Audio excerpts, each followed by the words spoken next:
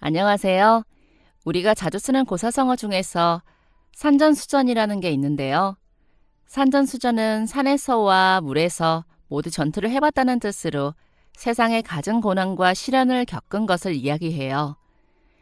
여기에 살을 더 붙여서 산전수전 공중전이라는 말을 쓰기도 한다더라고요. 아마도 제 인생이 이것과 비슷하지 않을까 싶은데요. 어릴 때부터 갖은 고난을 겪으며 다사다난하게 살아온 제 인생을 좀 풀어볼까 합니다. 저희 어머니는 어린 나이 임신을 했다가 군대에 간 아버지가 사고로 돌아가시고 혼자 아이를 낳게 되었는데요. 출산 후 급성 심정지가 발생하여 돌아가셨다고 하더라고요. 아버지가 돌아가신 후 어머니는 돈도 없고 기댈 곳도 없어서 한 성당에서 운영하는 시설에서 기숙사 생활을 하며 일손을 도왔다고 해요. 그래서 자연스럽게 저 역시 태어나자마자 그곳에서 운영하는 보육원에서 성장하게 되었어요. 우리 보육원의 원칙이 일하지 않는 자 밥도 먹지 말라라는 것이었는데요. 진짜 아이들에게 노동시키신 것은 아니고 그만큼 자기 삶에 책임을 다하라는 뜻이었어요. 자고 일어나면 이불 정리, 숙제나 공부도 미루지 말고 철저하게, 그리고 하다못해 밥을 먹고 나면 내가 먹은 자리는 깨끗하게 스스로 청소하기 등등 이런 것들을 중요시하는 곳이었죠. 그러다 보니 어릴 때부터 저는 부지런히 생활하고 내 앞가림은 스스로 해야 한다는 생각이 굉장히 강했어요. 내가 내 삶을 주도적으로 살아야 한다는 마음도 굉장히 강했죠. 물론 거기서 자란 아이들이 다 그런 것은 아니니 저한테 유독 그런 생활관이 잘 맞았던 것 같기도 해요. 어릴 때부터 자기주도적이고 독립적이라는 이야기를 참 많이 들었는데요. 똑부러진다는 이야기도 많이 들었던 것 같아요. 저처럼 갓난아기 때부터 시설 생활을 한 아이들도 막연한 그리움과 부러움 때문인지 4~5살이 넘어가면서부터 부모님에 대해 궁금해하거나 보고 싶어하는 경우가 꽤 있다고 해요. 자신이 한 번도 보지 못한 사람을 어떻게 그리워하는지 이해가 쉽지 않지만 그러더라고요. 하지만 저는 어릴 때부터 한 번도 제 부모님에 대해 그리워하거나 울면서 엄마 아빠를 찾는 일은 없었어요. 보육원 원장님이 저에게 부모님에 대해 이야기해 주셨을 때도 그냥 그렇구나 하고 넘어갈 뿐이었죠. 독립심이 강해서인 것도 있지만 원래 제 성격이 지나간 일은 그냥 빨리 잊어버리자 싶어서 그런 것 같기도 해요. 이미 지나간 일에 대해서는 제가 시간을 되돌릴 수도 없고 과거에 매달려 있는다고 문제가 해결되지는 않으니까요. 고등학생이 되면서 저는 독립을 위해 준비했어요. 원장님이랑 다른 선생님들은 시설 일을 도우면서 더 머물러도 된다고 했지만 저는 새로운 세상에 뛰어들 준비가 되어 있었죠. 거의 태어날 때부터 시설에서 살다시피 했으니 조금 더 새로운 삶을 보고 싶기도 했어요. 이제 곧 성인이 되니 지금까지 해보지 못했던 많은 일들을 하고 싶었죠. 꿈 많고 어린 소녀였기에 가능했던 바람이었던 것 같아요. 그래서 고등학교에 들어가고 나서는 수업이 끝나면 시내 햄버거집에서 일하면서 돈을 모았어요. 독립할 때 일정 지원금이 나오기는 하지만 솔직히 많이 부족한 금액이기 때문에 마땅한 집 구하는 것도 쉽지 않거든요. 그래서 내가 앞으로 무엇을 할지 모르겠지만 새로운 인생을 시작하기 위해서는 어떻게든 자금이 제일 중요하다 싶었어요. 원장님이랑 선생님들도 자립 준비하는 애들을 그동안 보기는 했지만 저처럼 열심히 하는 애는 거의 없었다고 하실 정도였죠. 시설에서의 마지막 밤, 크리스마스와 새해 선물로 함께 시설에서 생활하던 어린 동생들에게 새 학기 준비물로 쓰라고 선물을 사주고 아이들 한 명씩의 편지를 머리맡에 놔두면서 마지막 인사를 나눴어요. 아쉬움에 우는 아이들도 제가 간다고 삐져서 말도 안 하는 애들도 있었죠. 인사를 나누고 다시 제 방으로 돌아가는데 태어난 이후부터 쭉 오랫동안 살았던 시설을 떠난다고 생각하니 저도 기분이 이상하더라고요. 한 번도 이곳을 떠나서 생활해 본 적 없었는데 이제는 완전히 다른 곳에서 삶을 시작하게 된다니 두려움과 설렘이 같이 느껴졌어요. 그리고 방에 도착할 때쯤 원장님께서 저에게 인사하려고 기다리고 계셨더라고요. 그동안 고생 많았지? 학교 안 갈 때는 아르바이트 하랴, 여기서는 동생들 챙기고 선생님들 도와주고. 네가 우리 곁에 있어서 얼마나 든든하고 힘이 되었는지 몰라. 원장님은 어른인데도 가끔은 너에게 의지하기도 했단다.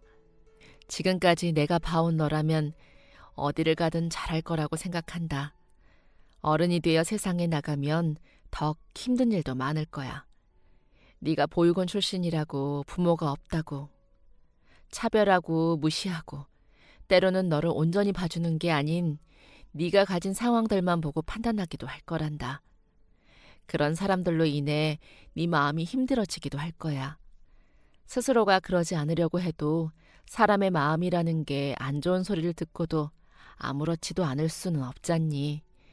하지만 언제나 잊지 마렴. 너를 보는 게 아닌 네가 가진 배경이나 환경으로 너를 마음대로 판단하는 사람들은 오히려 마음이 가난한 사람들이란다. 그 사람들은 나보다 가진 게 없어 보이는 네가 꿋꿋하고 멋지게 네 인생을 살아가는 게 배가 아파서 다른 딴지를 걸 일이 없어 고작 그런 거로 너를 낮잡아 보려는 사람들이야. 그러니까 그런 말에 휘둘릴 필요 없어. 우리는 네가 얼마나 멋진 사람인지 알아. 동생들에게는 따스하고 친구들에게는 다정하고 선생님들에게는 의젓하고 믿음직스러운 아이지. 몇 년간 혼자 독립준비를 하는 섬세하고 계획적이고 주도적인 아이라는 것을 안단다. 그러니까 앞으로 살면서 누군가가 너를 힘들게 한다면 그건 너의 문제가 아닌 그 사람들의 문제란다. 그러니 그런 일들에 휘둘리지 말고 온전히 네 인생을 사렴. 그리고 마음이 힘들어질 때는 언제든 우리 곁에 와서 의지해도 괜찮아. 누군가에게 약한 모습을 보이는 게 늘 나쁜 것은 아니니까. 슬픔을 나누면 반이 된다는 말 너도 알지? 감사해요, 원장님. 정말 감사해요. 그동안 여기서 지내면서 정말 많은 걸 배웠어요. 제가 멋진 아이라면 그건 모두 원장님과 선생님들이 저를 잘 이끌어 주셨기 때문이에요. 저 밖에 나가서도 이제까지 배운 것처럼 그리고 지금 알려주신 것처럼 언제나 멋지고 당당하게 살게요. 원장님은 마지막으로 홀로서기 하는데 보태라며 봉투를 내밀었어요. 그리고 다음 날 저는 짐을 챙겨 오랫동안 지내왔던 시설을 떠났죠. 그리고 다른 지역으로 집을 얻은 저는 완전히 새로운 동네에서 삶을 시작하게 되었어요. 굳이 지역까지 옮기게 된 이유는 혹시나 제가 어느 순간 마음이 약해져서 다시 익숙한 곳으로 돌아가거나 의존적인 마음을 가질 수도 있으니까요. 이왕 홀로서기를 결심했다면 완전히 혼자 스스로 일어나고 싶었기에 누군가에게 의지하려는 조금의 가능성도 배제하고 싶었거든요. 그리고 새로운 지역에서는 미용 자격증을 따기 위해서 학원에 다녔어요. 제 또래 친구들이 많이 도전하는 과목이라고 하기도 하고 자격증을 따는 게 엄청나게 어렵지는 않아 학원에 다니면 금방 딸 수 있다고 먼저 독립한 언니가 알려주었거든요. 그래서 학원을 다니면서 돈을 벌기 위해서 지역 내에 있는 미용실에서 잡일을 했어요. 예약 전화를 받거나 바닥 청소, 물건 재고 정리, 그리고 손님들 응대를 하는 일이었어요. 아무래도 해당 분야의 자격증을 공부하고 있다 보니 현장을 경험하면 눈에 익히는 것도 더 많을 것 같았고 일하는 시간도 길고 급여도 나쁘지 않더라고요. 혹시나 자격증 따고 나면 바로 취직할 수도 있으니 딱 맞다 싶더라고요. 몇 달 만에 자격증을 따게 되었어요. 자격증을 따고 나서도 반년 정도 예약이나 청소 업무를 주로 했는데 다음 해부터는 조금씩 손님들 머리 할 때 보조로 작업을 도왔어요.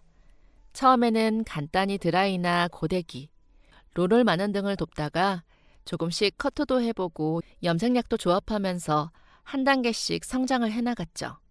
그러면서 천천히 진짜 미용사로 자리를 잡아나갔어요. 그때쯤 두어 달 만에 한 번씩 이전에 지냈던 보육원에 방문해서 애들 머리를 해주고는 했는데요. 원장님도 선생님들도 이렇게 멋지게 자리 잡아서 동생들 머리까지 해주러 오다니 대단하다고 칭찬을 아끼지 않으셨죠. 미용사로 일을 한 지도 6, 7년이 지났어요. 연차가 쌓이기 시작하니 고민이 되기 시작하더라고요. 미용실에서 계속 일을 할지 아니면 돈을 모아서 내 사업을 시작할지 말이죠. 주변에서는 직접 미용실을 차리는 친구들도 있었는데 저는 왠지 용기가 나지 않았어요. 일을 하는 것과 사업을 하는 것은 완전히 다른 분야 같았거든요. 한 번도 사업을 운영해 본 적 없고 아직 내 가게를 차리기에는 어리지 않나 싶은 생각이 들기도 했죠. 하지만 혹시 모르는 상황을 대비해서 꾸준히 돈을 모으고 있기는 했죠. 그러던 어느 날 한 아주머니가 미용실을 방문했어요. 처음 오시는 분이었는데 파마 하신다고 하길래 제가 담당을 하게 되었죠. 한창 머리를 하면서 이런저런 이야기를 나누는데 그 아주머니께서 혹시 만나는 남자가 있냐고 물어보더라고요. 마침 오래 만났던 사람과 헤어진 상태라 없다고 했더니 소개팅할 생각 없냐고 물어보시는 거예요. 아니, 지금 우리 아들도 만나는 아가씨가 없거든. 아들이랑 나이도 비슷한 것 같아서 그냥 동네 친구라도 하면 좋지 않을까 해가지고. 우리 아들이 얼마 전까지 대학 졸업하고 공무원 시험 준비하고 있거든. 고등학교 졸업하고 계속 타지 나가서 생활하다가 왔더니 동네에 아는 사람도 별로 없고 해서 거의 집에서 공부만 하는데 아가씨도 다른 지역에서 왔다고 하니 둘이 나이도 비슷하고 만나보면 좋을 것 같은데 어때? 네? 너무 갑작스러운데. 아구, 뭐 결혼하라는 것도 아니고 일단 한 번만 만나보라는 건데 뭐. 안 그래도 아들 녀석 머리 좀 할 때 됐는데 내일 오라고 해야겠다. 아, 그래요. 저도 동네에 친구도 별로 없는데 좋을 것 같네요. 나이도 비슷하고 타 지역에서 왔다고 하니 공통점도 꽤 있을 것 같았어요. 당장 불편한 자리에서 만나는 것도 아니고 그냥 머리하러 들른다고 하니 그 정도야 괜찮지 않을까 싶더라고요.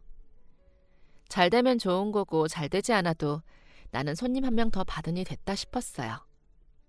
어머니가 마음에 드신다고 해도 그 아들은 생각이 다를 수도 있고 또 제 마음에 안 들 수도 있으니까요.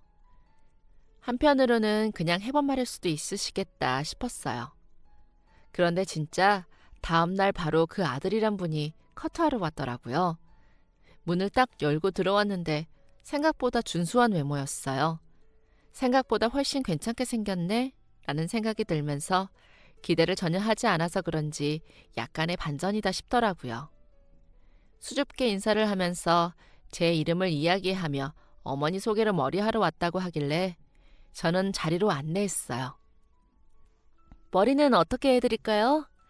어제 어머님 말씀으로는 커트하셔야 할 것 같다고 했는데. 조금만 다듬어 주세요. 아주 조금이요. 네, 그러면 그렇게 해드릴게요. 샴푸와 커트를 하면서 저희는 이런저런 이야기를 나눴어요.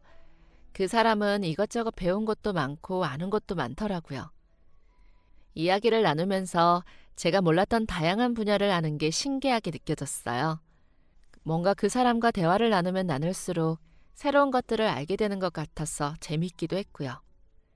지방 법대를 나왔다는 그 사람은 대학을 졸업한 이후 변호사가 되기 위해서 시험을 몇 차례 봤는데 합격하지 못했다고 해요. 때로는 과감하게 포기하는 것도 답이라는 생각이 들었어요. 사람마다 자신이 할 수 있는 역량이 있고 더 노력해서 그 이상에 도달하면 좋겠지만 그렇지 않게 포기하는 것도 용기라고 생각하거든요. 사실 이제 나이도 들고 언제까지 안 되는 시험을 붙잡고 있을 수는 없다 싶기도 했고요. 그래서 차라리 안정적인 공무원 시험을 준비하지 싶었어요.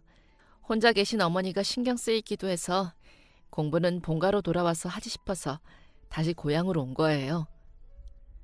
과감하게 포기하는 것도 답이라고 용기가 있어야 하는 거라고 이야기를 들으니 조금 새로웠어요. 무엇이든 이 악물고 버티는 것만 정답이라고 생각했는데 내가 지금까지 해온 노력을 뒤로 할 수 있는 것도 과감한 용기가 필요하다 싶더라고요. 도전하는 만큼 때로는 포기하는 것도 또 하나의 용기구나 싶었어요. 그리고 내가 할 수 있는 일을 하기 위한 전략이라는 생각도 들었고요. 저와는 배운 것도 다르고 생각도 성격도 많은 게 다른 사람이었는데 그 점이 재밌었어요. 지금까지 내가 살아온 것과 다른 세계의 사람으로 뭔가 또 다른 세상을 배우는 것 같았죠. 그렇게 원하는 대로 머리를 아주 조금 다듬어 주었는데 이틀 뒤에 그 사람이 또 왔더라고요. 아, 그 머리를 너무 조금 다듬은 것 같아서 약간만 더 자르려고요. 그렇게 찾아온 그 사람은 또 머리를 아주 조금만 다듬어 달라더군요. 그러더니 2, 3일 뒤에 또 찾아오는 것을 보고 이 사람 머리를 하러 오는 게 아니라 나를 만나러 오는 거구나 생각이 들었어요. 그리고 매번 올 때마다 핸드크림이나 먹을 거를 사오기도 하더라고요. 그냥 지나가다가 제 생각이 나서 샀다면서 작은 선물을 하나씩 챙겨왔어요.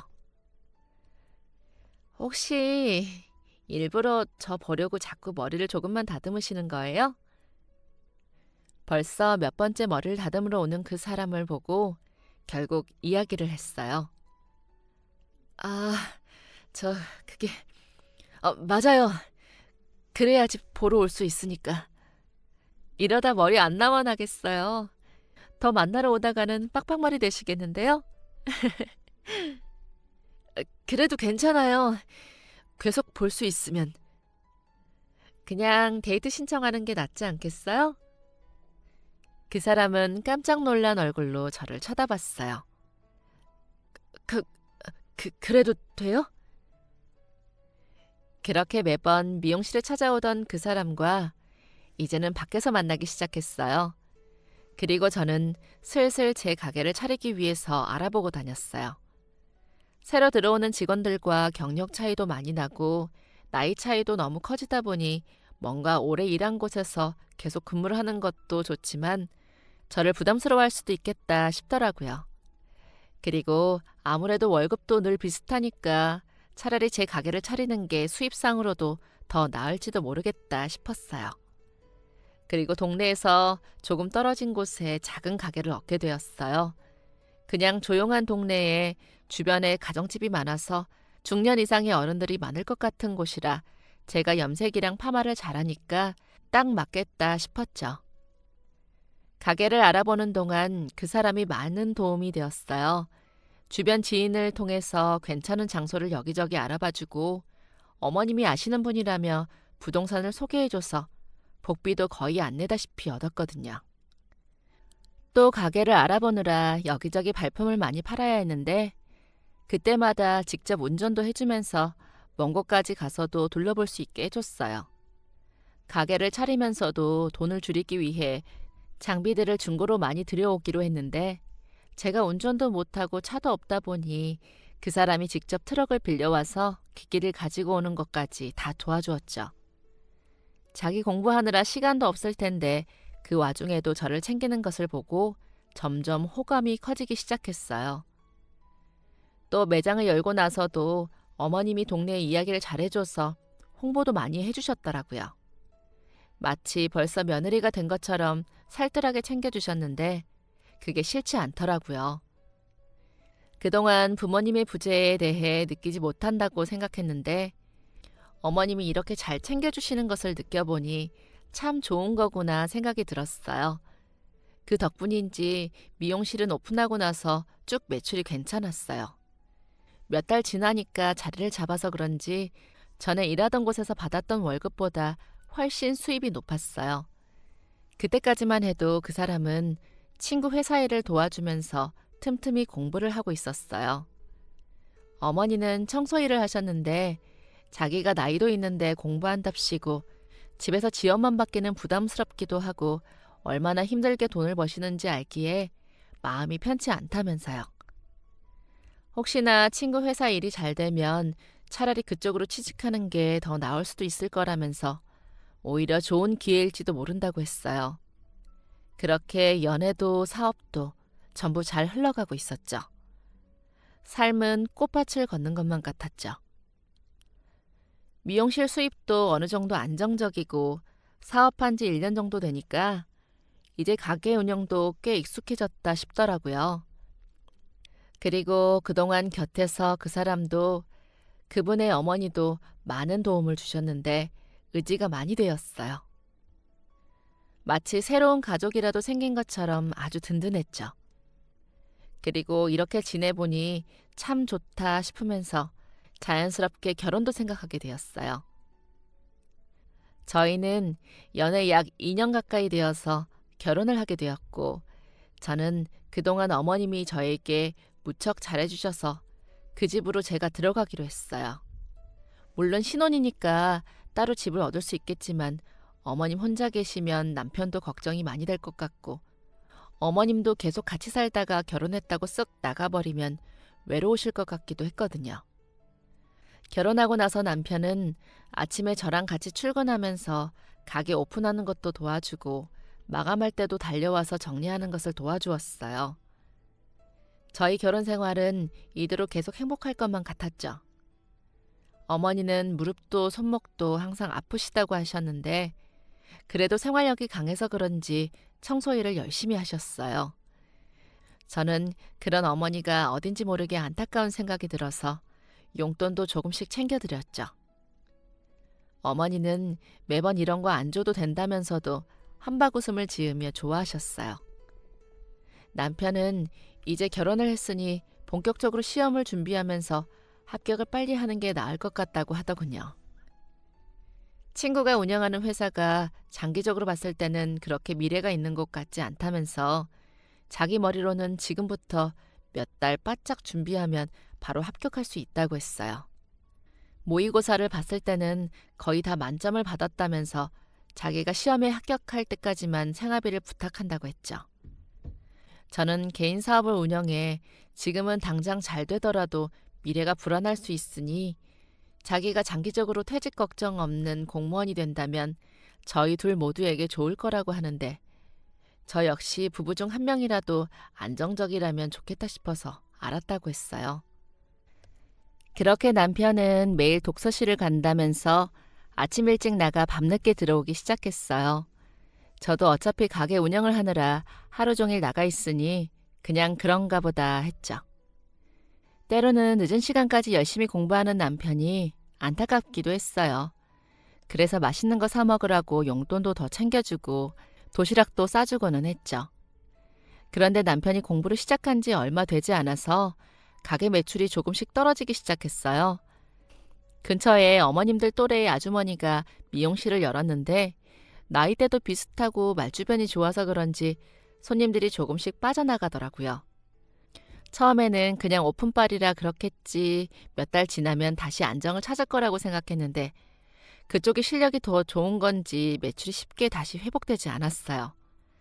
심지어 남편은 처음 이야기했던 몇 달이 지났는데도 여전히 시험에 합격했다는 이야기가 나오지 않았죠. 공부는 잘 되고 있는지 시험은 언제쯤 합격할 것 같은지 제가 물을 때면 늘 말을 돌리고는 했어요. 그러더니 언젠가부터는 자기가 알아서 한다며 화를 내기도 했죠. 어머니, 요즘 가게 수입이 좋지 않아서 이번 달은 용돈을 못 드릴 것 같아요. 아니, 어떻게 하길래 가게 수입이 나빠져? 너 혹시 손님들한테도 싸가지 없게 행동하니? 너 혹시 그러면서 내 용돈은 안 주고 그 고아들한테는 계속 돈 보내주는 거 아니지? 네? 어머니, 그게 무슨 말씀이세요?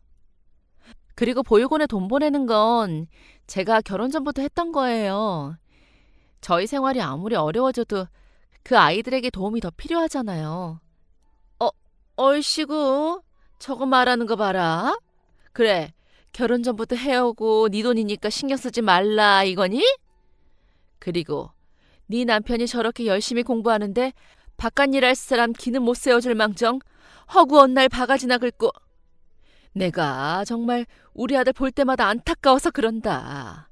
저렇게 어깨가 축 처져서는 밖에서 공부하느라 저 고생하는데 마누라가 집에서까지 들들 볶으니 아휴. 시험에 대해서 몇 번 물어본 게 전부인데 기가 찼어요. 막말로 제가 번 돈이니까 그 정도 쓰고 싶은 곳에 쓸 수 있지 않나 싶기도 했죠. 게다가 결혼한 이후 남편은 한 번도 생활비를 번 적이 없으니 제 입장에서도 돈 한 푼 벌어오지 못하는 남편에게 한마디 정도는 할 수 있다고 생각했고요. 돈을 벌어오기는커녕 결혼 후에 공부한다는 핑계로 제가 번 것까지 야금야금 쓰고 있으니 할 말은 많았지만 그래도 어머니에게 지금 그런 이야기를 해봤자 싸우자는 것밖에 되지 않을 듯해서 참았어요. 하지만 그 후에도 어머니의 태도는 냉랭했어요. 아니, 냉랭하다 못해 시간이 지나면서 저에게 못되게 하시더라고요. 남편은 학원비, 독서실 비용, 식비 등등 갖은 핑계를 대면서 저에게 돈을 달라고 하거나 몰래 제 지갑에서 카드를 가져가서 쓰고는 했어요. 저는 시간이 지날수록 가게 운영이 어려워져서 이제는 폐업을 고민하는 수준이 되었어요. 나 가게 그만둬야 할 것 같아. 뭐? 왜? 매출이 너무 나오지 않아서 사실 지난 몇 달간 거의 마이너스였어. 이대로 계속 운영해봤자 계속 마이너스라 나중에는 빚내서 영업해야 할 것 같아. 그냥 더 손해보기 전에 지금 접는 게 나을 것 같아. 아니, 지금 가게를 접으면 어떡해. 나 시험도 합격 못했는데. 그러면 우리 생활비는? 당신 대체 그 시험은 언제 합격하는 건데? 더 안 될 것 같으면 차라리 취업이라도 하는 게 어때? 뭐? 지금 너 먹여 살리라고 나보고 꿈을 포기하라고? 아니, 그런 말이 아니라 벌써 몇 년째 준비하고 있던 건데 아직도 합격 못했잖아. 당신이 포기하는 것도 용기라며. 야, 이제 본색이 나오는구나. 너 이러려고 나랑 결혼했니? 남의 머리나 자르다가 힘들어지면 그냥 남편한테 빈대 붙으려고? 뭐? 빈대? 솔직히 말은 똑바로 해야지. 결혼하고 나서 당신이 한 게 뭔데? 생활비 한 푼도 보탠 적 없잖아. 그러면서 빈대? 누가 누구 보고 빈대라고 해? 오히려 빈대는 당신 쪽 아니야? 뭐? 아니 인연이 누구 아들 보고 빈대래? 저희 부부가 한창 다투고 있는데 밖에서 듣고 계시던 건지 어머니가 들어오셔서는 역정을 내셨어요. 때리려고 손까지 드시길래 어이가 없어서 바로 집을 나왔어요. 그날은 가게에 있는 소파에서 잠을 자면서 많은 생각을 했어요. 이래저래 고민해봤는데 아무리 생각을 해봐도 굳이 제가 참을 이유가 없더라고요.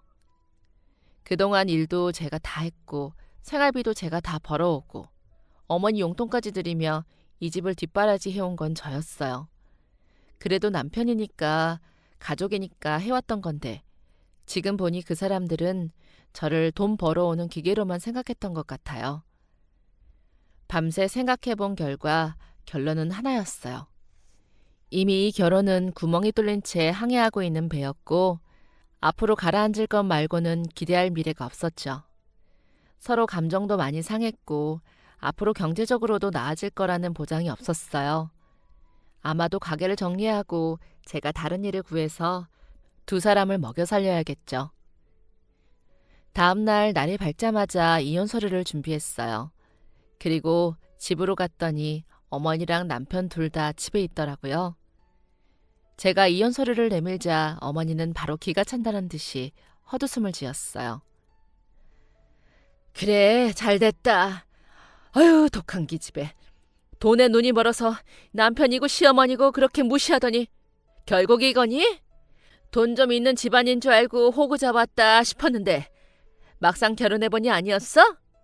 참네, 저렇게 돈 밝히는 애인 줄도 모르고 내가 그동안 그렇게 잘해줬다.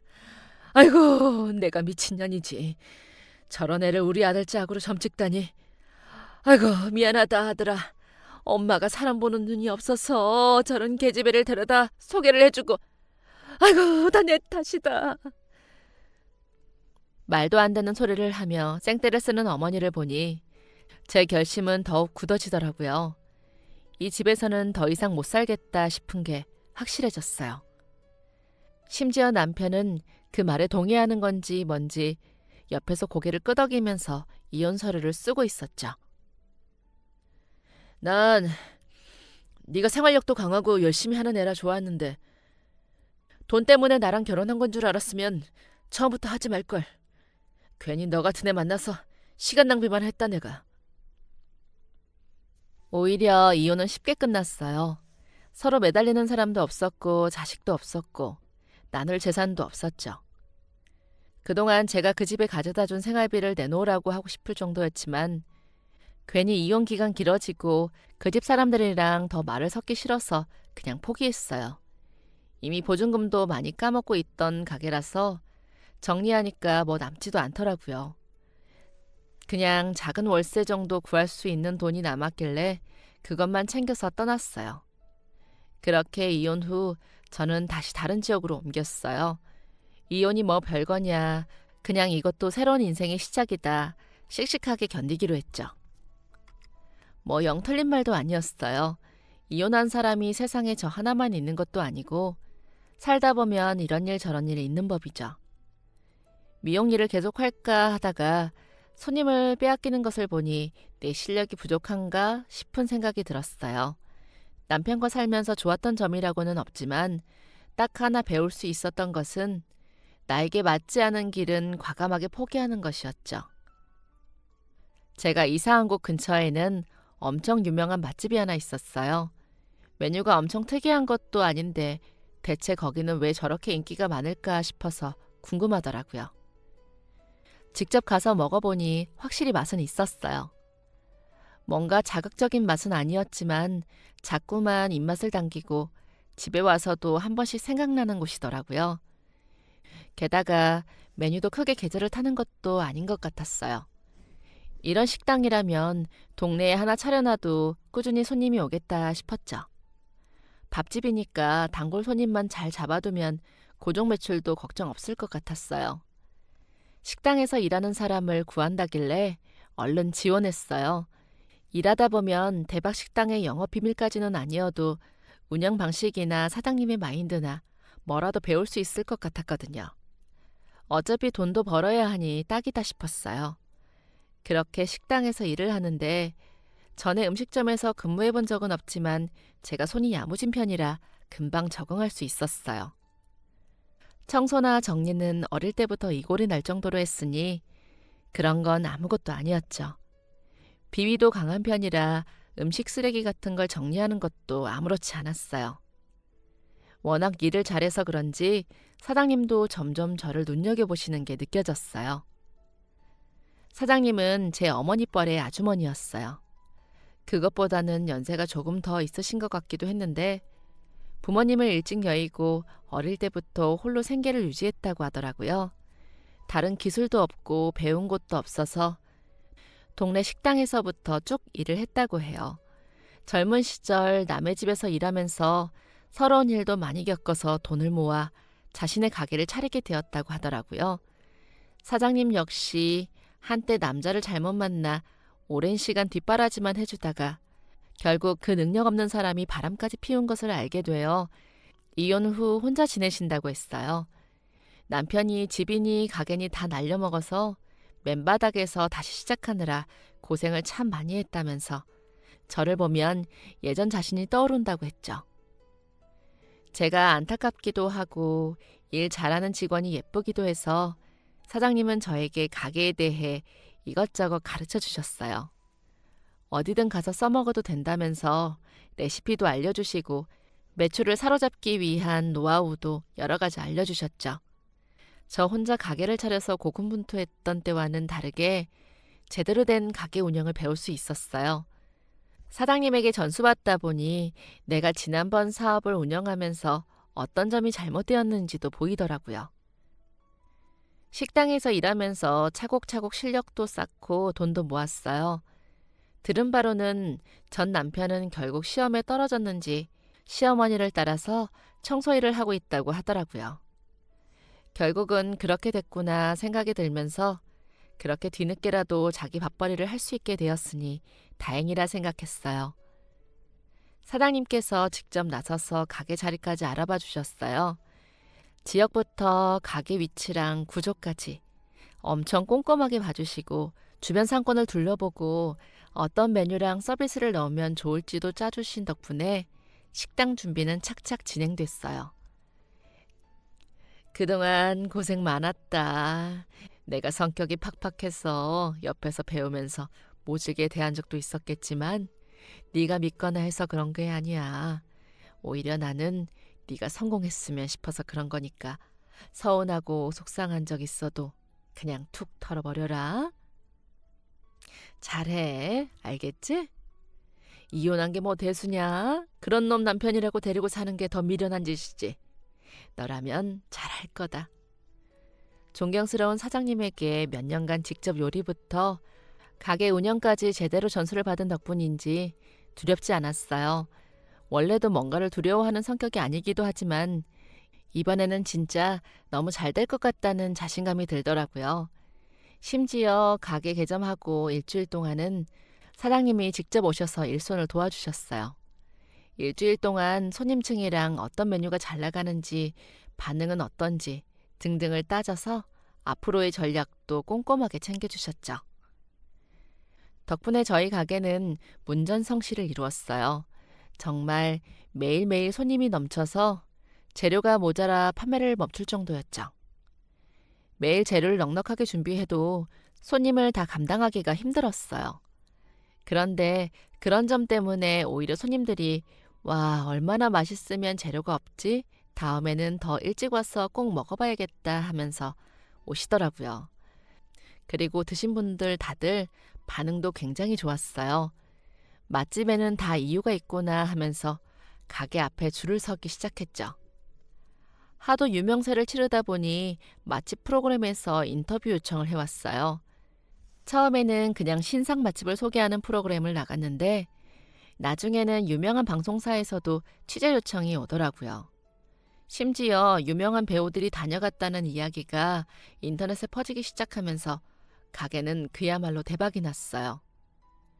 유명해져서 방송에 나오고 텔레비전에 나오니 더 유명해지고 한마디로 시너지가 굉장했어요. 그리고 맛과 서비스까지 보장되니 계절이 지나도 해가 지나도 매출은 계속 나왔어요. 몇 년 새 저는 대박집 사장님으로 완전히 자리를 잡을 수 있었죠. 하지만 방송을 타고 유명해진 것이 늘 좋은 점만 있는 건 아니었어요. 제 방송을 보고 불청객이 찾아왔거든요. 여기 사장님 나오라고 해! 다행히 브레이크 타임 직전이라 손님 한 명을 빼고 가게에는 아무도 없었어요. 그래서 저는 주방에서 재료 준비를 하고 있었는데 대뜸 홀에서 누군가 소리치는 게 들리더라고요. 무슨 일인가 싶어 밖으로 나와보니 익숙한 얼굴이 보였어요. 바로 제 예전 시어머니였죠. 어머니, 여기는 어떻게... 어라, 그래. 그동안 어떻게 지내나 했더니 네가 여기에 처박혀 있었구나. 언성 좀 낮추세요. 아직 손님 계신데. 언성 좀 낮춰주세요. 허, 네가 돈 좀 벌더니 또 시어머니가 우습게 보이니? 그런 게 아니라 지금 손님이 아직 계셔서. 그리고 정확하게 말하면 이제 제 시어머니도 아니시잖아요. 어머머머머, 얘 말하는 것 좀 봐라. 네가 돈 좀 벌고 텔레비전 나오니까 뭐라도 된 것 같니? 그러면 이렇게 어른한테 싸가지 없이 말해도 돼? 경우가 없어도 분수가 있지. 이래서 부모 없는 애들은 티가 난다니까. 고아라고 불쌍히 여겨서 그동안 챙겨주고 보듬어줬더니 돈 때문에 지 남편 바가지 긁다가 이혼 소리 던지고 집 나간 것도 어이가 없는데. 말씀이 지나치시네요. 그리고 저희가 이혼한 건 단순히 돈 때문이 아니죠. 결혼해서 남편은 그동안 생활비라고는 한 푼도 안 벌고 어머니 용돈도 제가 꼬박꼬박 챙겨들었는데. 그래서 그 돈 좀 보태준 게 그렇게 유세 떨 일이니? 아이고, 내가 이렇게 싹수 놀아낸 줄 알았으면 너 같은 거 우리 집에 들이는 게 아닌데. 아이고, 내가 사람 보는 눈이 없어서 이 고생을 한다. 아이고, 내가 우리 아들 인생까지 말아먹고. 여기 왜 오신 거예요? 저희 이제 이렇게 서로 찾아올 일 없지 않나요? 용건 있으신 거 아니면 돌아가 주세요. 왜 오긴? 우리 아들 인생 말아먹고 니년 혼자 잘 사는 게 열받아서 왔다. 너 때문에 우리 아들은 이혼남 되고 그 뒤로 시험도 합격 못하고 니년이 이혼한다고 우리 아들 스트레스 줘서 그동안 애가 얼마나 힘들었는지 아니? 다시 재혼도 못하고 여자도 못 만나고 아이고 너 때문에 애가 얼마나 수척해졌는지 아주 살이 쪽 빠져서 뼈밖에 없어. 니년 때문에 우리 아들 시간 버리고 시험 떨어져서 인생까지 망쳤는데 이거 어떻게 할 거야? 어? 이거 어떡할 거냐고! 너 때문에 우리 아들 인생 망쳤으니까 네가 책임지던 손해배상을 하던 당장 물어내! 방송 보고 저희 가게가 잘 되는 것처럼 보여서 쫓아오신 거였나 봐요. 뭐라도 하나 뜯어내려고 오신 게 분명했죠. 자기 아들은 결국 청소 일을 하는 게 억울하신 것 같기도 했고요. 그런데 사실 전 남편이 시험에 떨어진 건 제 잘못이 아니었어요. 저는 생활비까지 보태가면서 남편이 공부에만 집중할 수 있도록 모든 지원을 아끼지 않았거든요. 열심히 하지 않았든 아니면 머리가 나빴든 시험에 떨어진 건 전부 본인 잘못이었어요. 하지만 이렇게 막무가내로 때를 쓰는 사람이 제 말을 들을 리가 없죠. 이미 저희 가게에 깽판을 치면서 제 얼굴에 먹칠하고 싶어서 오신 거였고 그렇기 때문에 이성적인 의견은 먹힐 리가 없었어요. 제가 말로 설득할 수 있는 것도 아니고 지금 저녁 장사 준비하기도 바쁜데 이런 데 힘을 빼고 싶지도 않았어요. 에너지 쓰면서 시간 낭비를 하기도 싫고 더 상황이 악화되기 전에 그냥 경찰을 불러야겠다 싶더라고요. 이러시는 거 영업방해예요. 계속 이러시면 경찰 부를 거예요. 아이고 불러라 불러. 그러면 뭐 누가 무섭냐? 그래 차라리 경찰 불러라. 어디 한번 네가 잘못했나 내가 잘못한 건가 시시비비 가려보자. 내 아들이 인생 망친 년 누가 편드나 한번 보자고. 이옥순 씨? 그때 식당 안쪽 방에서 식사하고 있던 단골 손님이 밖으로 나오면서 시어머니의 이름을 불렀어요. 아, 이옥순 씨 맞네요. 목소리가 낯익다 했더니. 그런데 그 단골 손님을 보더니 갑자기 어머니가 얼굴이 하얗게 질리더라고요. 마치 귀신이라도 본 것 같은 표정으로 창백해지더니 입을 떡 벌린 채 경악을 했어요. 잔뜩 겁에 질려서는 두려움이 가득한 표정으로 계속 그 남자의 얼굴만 쳐다보고 있었죠. 그분은 오픈 때부터 저희 가게에 자주 오던 단골 손님이었어요. 저희 가게가 이렇게 대박집이 되기 전 오픈한 첫날부터 와서 식사를 해주시더니 거의 매일같이 오셨죠. 근처에서 큰 회사를 운영하고 있다고 들었는데 그래서 한 번씩 직원들을 잔뜩 데리고 와서 식사하고 가기도 했어요. 나이가 저보다 어린데도 그렇게 큰 회사를 운영하고 있어서 제가 사람으로서 존경하는 분이기도 했죠.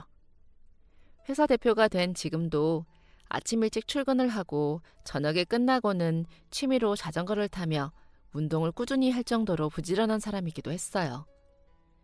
그래서 나이도 젊고 그냥 회사를 운영하는 순한 인상의 남자가 어떻게 어머니를 그렇게 겁나게 할 수 있는지 의문이 들었어요.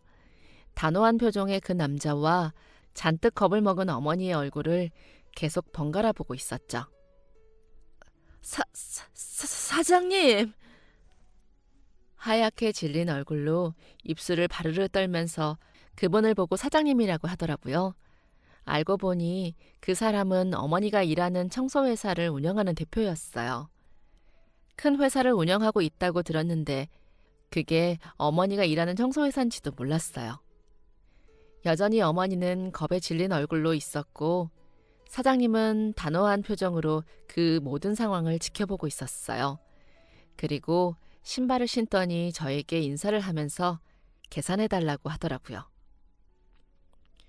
이옥순 씨는 아드님이랑 내일부터 나오지 않으셔도 됩니다. 그분은 무표정한 얼굴에 차분한 목소리로 그렇게 말했어요. 그러더니 저에게 고개를 살짝 숙이고는 가게를 나서려고 했죠. 사장님, 사장님, 그런 게 아닙니다. 그런 게 아니라 이 여자, 이 사람이. 어머니는 사장님 뒤로 급하게 허둥지둥 쫓아갔어요. 어떻게든 변명을 하려고 했지만 말도 제대로 나오지 않은 듯했어요. 여기 식당 사장님, 제가 지금까지 봐온 사람 중 누구보다 성실하고 친절하신 분입니다. 이혼 이야기도 이전부터 익히 들었어요. 그쪽 아드님이 얼마나 대단한 분인지 몰라도 부모가 있느니 없느니 그런 걸로 사람을 깎아내리는 직원은 우리 회사에 필요 없습니다. 사람의 말은 인성을 알 수 있어요. 제가 방금 들었던 대화로 저는 당신이 어떤 사람인지 충분히 알았습니다. 그리고 경영자 입장에서 그런 직원은 우리 회사에 도움이 되지 않을 것 같군요. 그리고 이 가게는 제가 매우 좋아하는 곳이니 한 번만 더 이 식당에 패 끼치는 일을 하신다면 그때는 법적으로 대응할 테니 잘 생각하고 대처하시기 바랍니다. 그렇게 말을 마치고는 그분은 밖으로 나가버렸어요. 어머니는 쳐다보지도 않은 그분 뒤에서 손을 싹싹 빌면서 그를 쫓아 밖으로 나갔죠. 그리고 그 협박이 먹힌 것인지 그 뒤로 다시는 저희 가게에 찾아오지 않았어요. 식당 근처에서도 본 적이 없었죠. 지난번에는 감사했어요. 저 때문에 직원을 잃어서 죄송해요. 저는 며칠 후 다시 찾아온 그분에게 서비스를 주면서 인사를 했어요. 아닙니다. 그분 이전부터 말이 좀 있었어요. 주변에 일하는 분들이랑 다툼도 꽤 있었고 저는 업무 능력에 따라 직원을 고용하다 보니 젊은 친구들 중에도 현장에서 팀장을 하는 분들이 있어요. 젊은 팀장이랑 조가 되면 무시하는 듯한 발언도 꽤 하시고 그 아들분도 나이 가지고 이래저래 다른 팀원들을 무시하거나 괜한 소리를 하는 일들이 있어서 해고에 대해 고려하던 중이었습니다. 그런데 그날 보니 정말 우리 회사의 이념과 맞지 않은 분이더군요. 오히려 제 직원에 대해 잘 알 수 있게 된 기회였습니다. 그리고 그 일을 계기로 저희는 조금 더 가까워졌어요. 이혼이라는 공통점도 있고 규모는 다르지만 둘 다 사업을 하고 있다는 점에서도 말이 잘 통하더라고요. 알고 보니 그분은 그 청소회사 외에도 서비스를 제공하는 어플을 직접 제작하고 그 어플을 관리하는 회사도 운영하고 있었고 청소 제품과 집안 가구 등을 판매하는 브랜드를 같이 운영하고 있기도 했어요. 생각보다 회사 규모도 훨씬 크고 더 많은 일들을 하는 분이더라고요. 독학으로 공부해서 웹사이트를 열고 어플을 개발할 정도로 능력도 노력도 대단한 사람이었어요. 저희는 좋은 친구에서 서로 호감이 있는 연인으로 발전했는데요. 제 이야기를 듣더니 자신도 도움이 되고 싶다며 제가 후원하는 보육원에 회사 이름으로 돈이랑 물건들을 보내기 시작했더라고요. 너무나 훌륭하고 좋은 사람인 것 같지만 결혼에 한번 실패한 경험이 있어서 그런지 재혼에 대해서는 신중해지는데요. 부디 이번에는 정말 좋은 사람이라서 행복한 결말로 이어졌으면 좋겠네요. 지금까지 사연 들어주셔서 감사합니다. 사연이 재밌으셨다면 구독과 좋아요 부탁드려요. 감사합니다.